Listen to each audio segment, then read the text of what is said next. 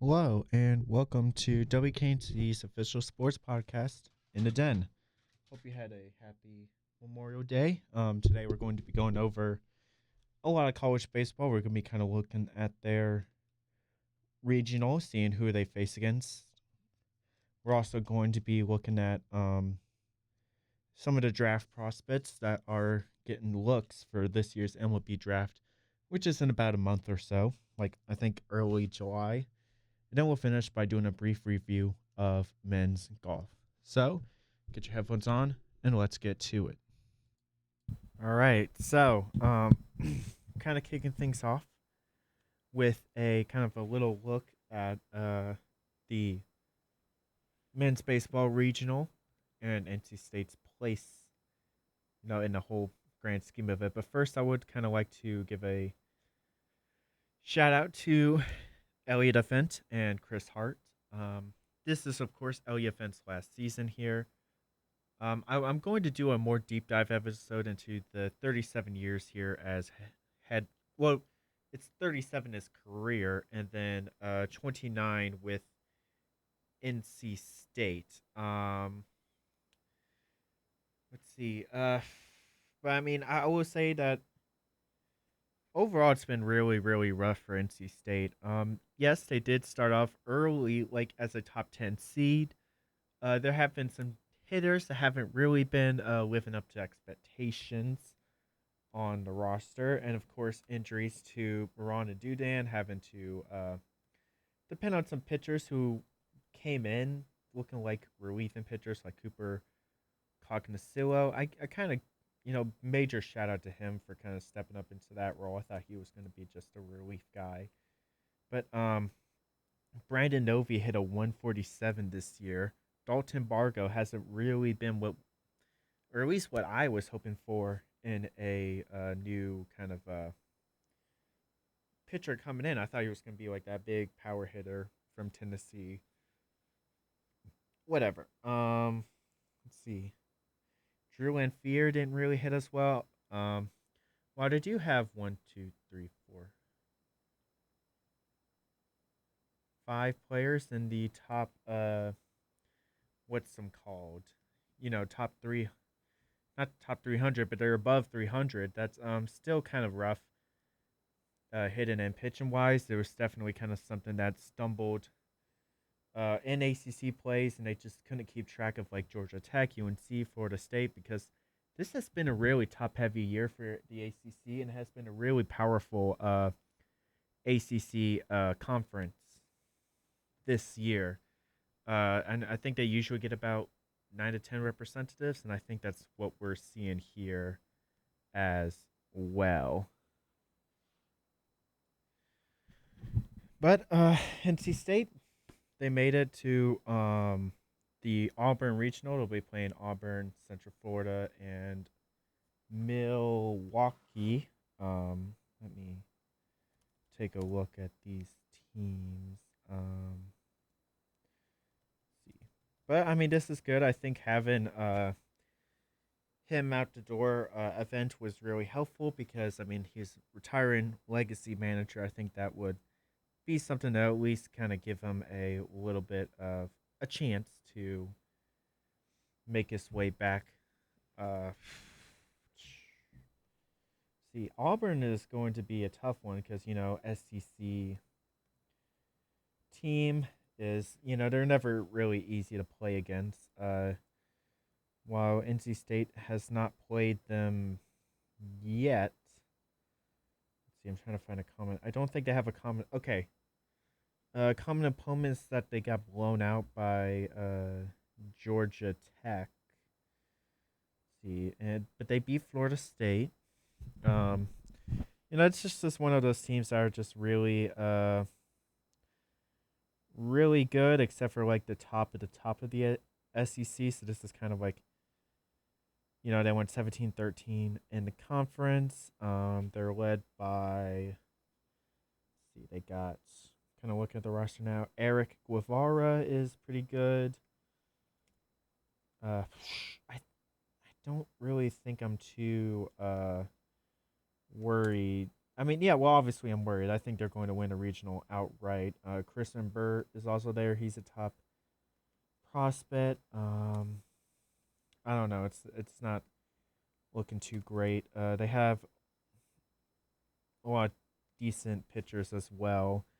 Um, Mike, Jake Marciano is pretty good. 2.64 ERA. A lot of them have kind of like 3 ERAs ish. It could be something where if NC State has a good hidden series, they could potentially sneak in. This is a team that could have like an Ole Miss 2022 type of run if they can catch lightning in a bottle. I think that Duke game definitely kind of had some concerns for them not being able to do that. But I mean, if Moran is back and players kind of start hitting, uh, like they have been in these past few games, because the issue has been mostly defense, like giving up a lot of runs. They can produce runs pretty well on their own. It's a pitching and defense problem, which having Ron back and healthy could potentially kind of add fuel to the fire for their successes. Let's see. Trying to look at the other team. Let's see. UCF is also there. I believe I got that correct. Let's see, they went 9-11 in Big 12. Slight win against Notre Dame, which would probably be the closest thing to a common opponent. But had a decent conference performance. Didn't make it past the first round of the tournament, of the Big 12 tournament. So, it's a Power 4 opponent. That's always something that you're kind of a little suspicious about if you're an NC State fan. I'm trying to find like quad 1 wins and all that. Let's see. I think these are both teams that could definitely give NC State a run for their money. Uh, Sorry, I'm kind of trying to gather all my thoughts here. Because this was coming out like yesterday, so it's kind of have to kind of scramble to get all the information together to get in by this weekend. John Smith and Andrew Williamson are both really good outfield hitters, especially when it comes to power. Let's see.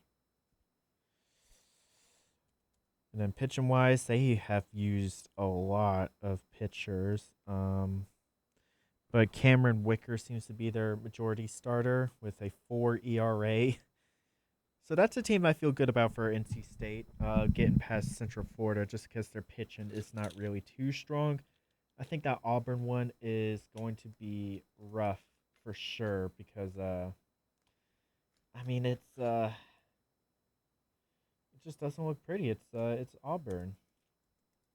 That's a really solid, that's a really solid baseball program to, have to watch out for. And they have good pitching, they have good defense. Here's the hoping. But just a little bit more in the future, Chris Hart will be the starting GM or coach for this time forward. He's been an assistant for 18 years. A lot of players love him, and I think it'll be kind of just business as usual for NC State. I don't think they'll take a major step back, which is always great. I hope this doesn't kind of kill the recruiting, and best of luck to NC State in this tournament. All right, so I'll kind of go a little bit more into some of the players that are on the roster who are really good and are looking at drafting. All right, so with that all out of the way, I will go over a little bit of some of the big players to name with the MLB draft coming soon. Let me see when the date is. I think it's usually on a July 11th. Okay, yeah, July 11th to 13th in Philadelphia. Well, NC State doesn't have any like blue chip premier prospects in this year's class. They do have a lot of players who could find themselves onto some roster. I mean, I don't know if they'll find themselves on MLB rosters. I certainly hope they would. but they'll at least find themselves in coming through the minors, maybe in their being notable players in their farm systems. I'll start off with some honorable mentions. Luke Nixon, who went undrafted due to his commitment to NC State, but I think was one who was getting draft looks. He's a junior at 5'10 and 162 pounds, so he's a bit of a small guy, but has really great contact skills. He has a career batting average of 300, including 358 this season, as well as 18 homers and 120 RBIs. And remember, this is 3 seasons of a career. He also has led the team in stolen bases, which is, always good, and also has had some looks at being one of the top teams in batting average. He's a great defender as well. He was a utility player in high school and can play shortstop and outfield. I think he especially found himself in the outfield this season. And, with his stature, he might have to move over to shortstop. I don't know. I mean, I think he has a decent enough arm to play well. I think, let's see. I don't know what they have him listed as on D1 Baseball. I was like terms of like where in the outfield. If I am remembering correctly, he should be. Okay, he's listed as the second baseman, so that feels about fair. That feels about where he should be with his height and stature. I was thinking outfield as well, just because he does have some solid fielding skills, but maybe with a more there's just a little bit there missing to be a everyday shortstop. I think second baseman's where he's going to be for most of the future. That feels like Rio fits well. He can be a bit of a chaser. He has a higher strikeout than walk portion, and 18 home runs in 3 seasons, including 9 this year, is not that great. I put down some fits of just like the Royals and Red Sox, just in terms of like, okay, this guy, he's going to be a late round pick. This is a team that doesn't have a lot of like late round hidden or like some solid hidden in like their low A, single A levels, which is where he's going to be sitting for a bit. He might come back, but if he decides to go, he'll definitely get some looks. The other honorable mention is Sherman Johnson, who is listed as the. I don't have them where they're listed as. Sherman Johnson, he's a lot better defensively. He did get it was like all defensive player in JUCO when he was playing there. Yeah, third base is where he played most. He's 6'2", 196. He could stick around for another year, but he's utility defensive player. He's shifty, quick, reliable. He's played on the if you're looking at it from a catcher's perspective, the left side of the field. When it comes to like shortstop and third baseman, I think he does have a lot of defensive reliability. He could be someone that sticks at the hot corner pretty well and be a good fit there. And he does have the hitting ability that kind of matches that profile, at least when it comes to batting average, with 327 and 9 home runs and 48 RBIs. There's upside there with the contact and the power, but it would have to be, through developmental. He could be a mid-round pick if he shows well at the combine. But again, this is another guy that I think could be fringe. Let me see if there's any rumors on him going to the draft. Okay, no, that's the actual Sherman Johnson. There's another MLB player named Sherman Johnson. So just when you look it up, make sure to remember that. Yeah, third team all ACC. Nothing yet on whether or not he would go over, but if he does, he would definitely get drafted, and he could be a guy that kind of rises up over time if he's able to kind of find his swing in the minor leagues, lower levels. All right. So now these are players that are listed in the MLB Top 150 Draft Prospects. You can find it on like MLB.com Top Prospects list. Just go over to draft for this year. I'll go from lowest to highest. So 138, Ryan Moran. He was previously drafted by Cleveland in the 20th round. However, his commitment to NC State kept him around. He's 21 years old, 6'2". I did not put his weight down. He has a 6-1 record, 3.18 ERA, and 8 games started this year, and 3-to-1 career K to ball ratio, strikeout to walk ratio, and a 3.51 career. Injuries in his forearm have been very concerning, but I think he's supposed to be back for the regionals, so that will be very helpful. Let's see. See sideline. Let's see. Yeah, he might be able to make it back. If not, then maybe he could make it to a super regional if NC State. I don't know. But this could be a guy that could just look ahead at the draft because he is a guy with a very decent pick. He's got the fastball, curveball, slider, and changeup. He can hit up to 95. I think that's something that could improve, but I mean that's pretty fast for a mid-round college recruit. Some pitchers are kind of slow, like he has a mid-70s curveball, but his changeup in the 80s has been really good for him so far this season. He's been pretty good at producing strikes out with it. He's listed as like a high floor, low ceiling kind of prospect. That's what MLB has him listed as because, there's a little bit to improve on when it comes to like his curveball speed and his health. But it's kind of like what you see is what you get. Being able to hit 95 is pretty good, but he's not going to be a guy that's going to anchor your starting five. He could be someone who's like a fourth, fifth starter, maybe a third if we see some improvement up in the minor league levels. I forgot to put potential fits for him, but just, teams like drafting college pitchers that have a lot of stuff to them, so he will definitely get a lot of looks, and there will definitely be some, all right, well, what can we get out of this guy? And I wouldn't say this guy's someone who can rise up fast, but if by like the middle of next season he's at like AAA as like a second or third starter, that would be really good for him.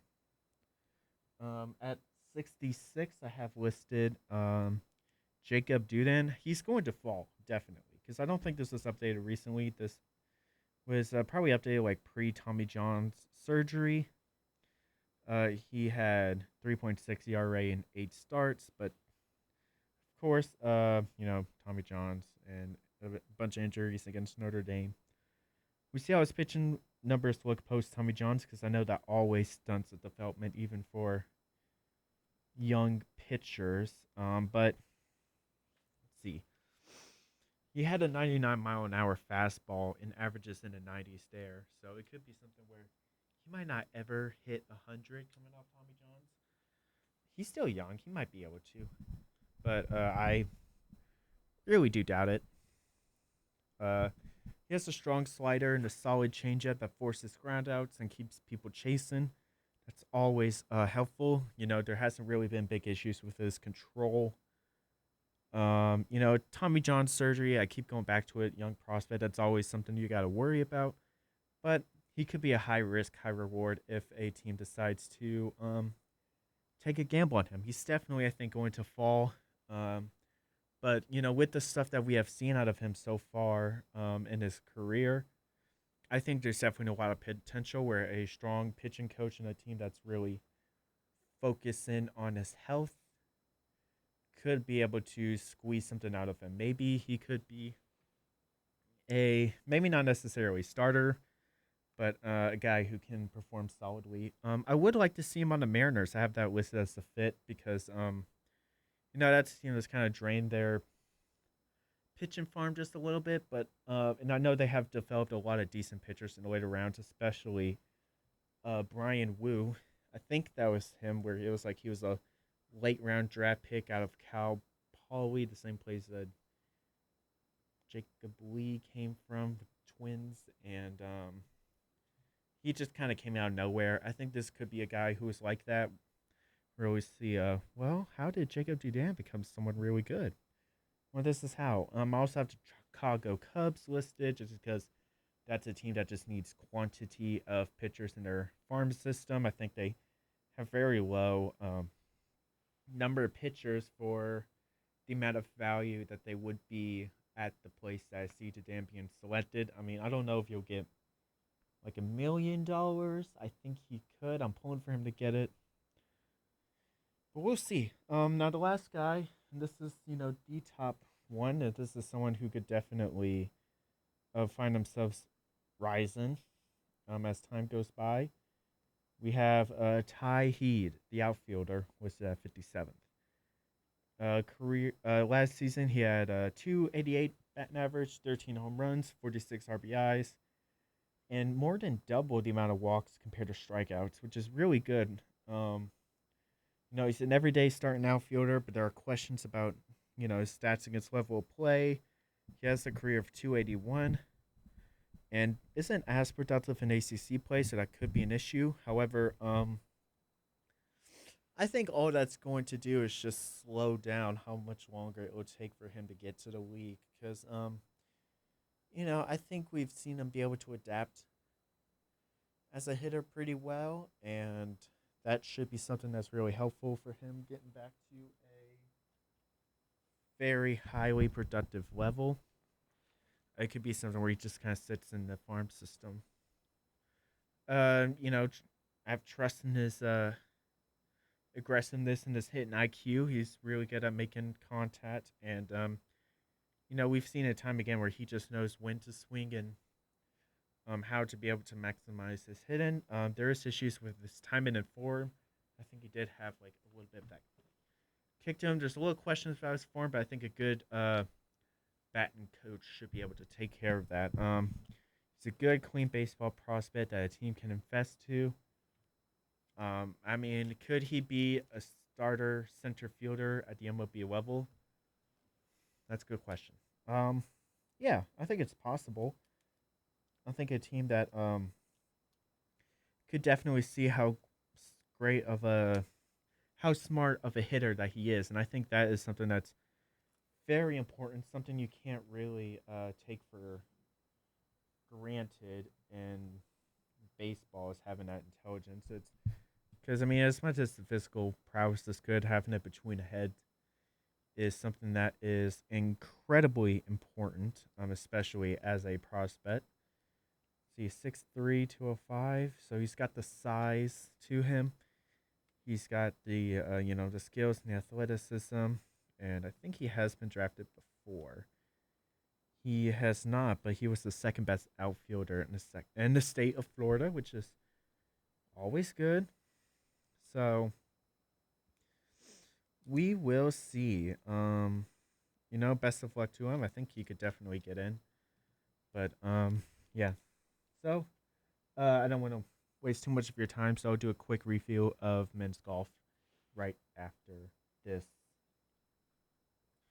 And last, but certainly not least, we're going to be going over just a little bit of men's golf, just to kind of let you know how that went. So the Wolfpack, they found themselves kind of in that bubble early. They had a +3 in the opening round, which isn't terrible, but it was enough to put them in contention early on. They weren't out on day one, and they managed to rally back pretty well, where they had a -9 and a -11 score on day 2s and 3. However, there were some teams that had very strong starts, like Virginia, Ole Miss, Pepperdine, and then that last spot, USC made a much larger comeback just to kind of push NC State out to finish number 7th. I think Houston finished slightly above as well.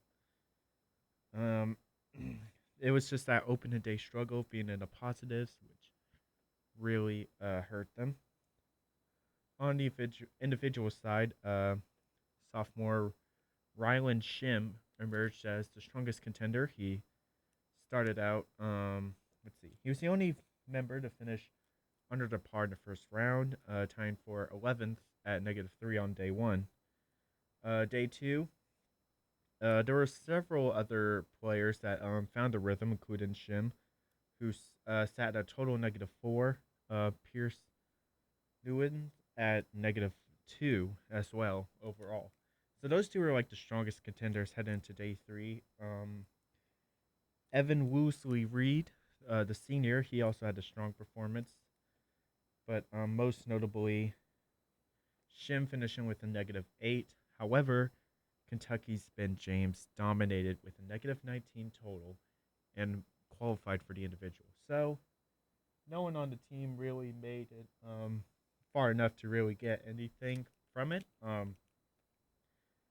But overall, I mean, it wasn't a terrible season. I know that I think last year they made it a little bit further than they did now. Let me double check. But I think that there's definitely some solid sophomores on the roster. Let's see if I'm sure they'll still stick around, and hopefully, if NC State has a strong freshman and transfer class like they did. Well, okay, they did not make it. They did do better than last year, slightly. Um, yeah, hopefully the transfer portal gets better. I think most of the core will return. Maybe we'll get some stronger, younger guys coming in to the crew. However, I think this is a team that next year could push for at least a finals appearance if they kind of improve in that steady rate, like let's say the women's tennis program has been doing in the past few years. But that's pretty much all I have. I hope you enjoyed today's episode. Have a good day and go